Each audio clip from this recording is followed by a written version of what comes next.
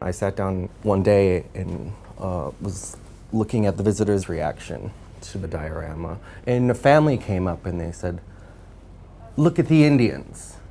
Let's go see the Indians." I'm Menominee in Stockbridge, Muncie from northeastern Wisconsin, and my interests and specialty are Native American visual culture. My role in the New York diorama was to offer an indigenous perspective. The idea of the Indian in America is its own thing, but to actually know the cultural diversity of this continent and understand the plethora of languages and cultures that are here is another thing. And those are not Indians. Those are a group of Hackensack, of which we know are Muncie people.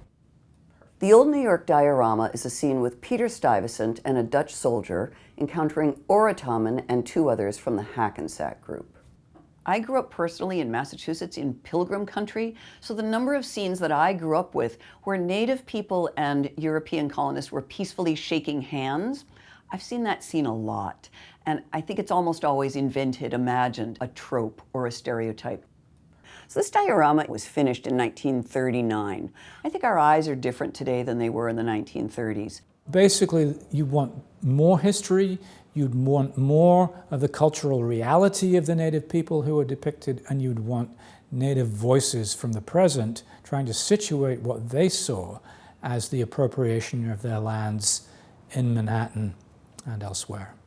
What was missing was, well, where are the Muncie today?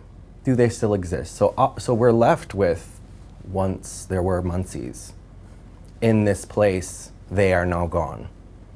But that's not true. Actually, Lenape people still live in Manhattan. They still live in the New York area. You know, they may not be as politically unified as we once were, but we're still here.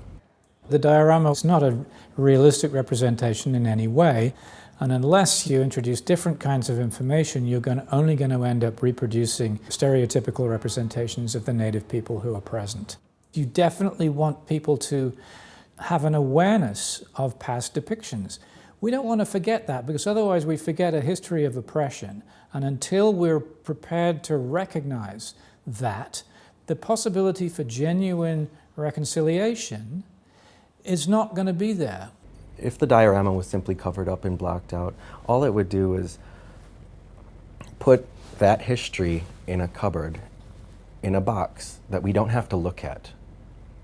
Is it somewhat shameful? Sure. But we need to talk about that. There needs to be a conversation, and I hope that this just begins a conversation that we can have.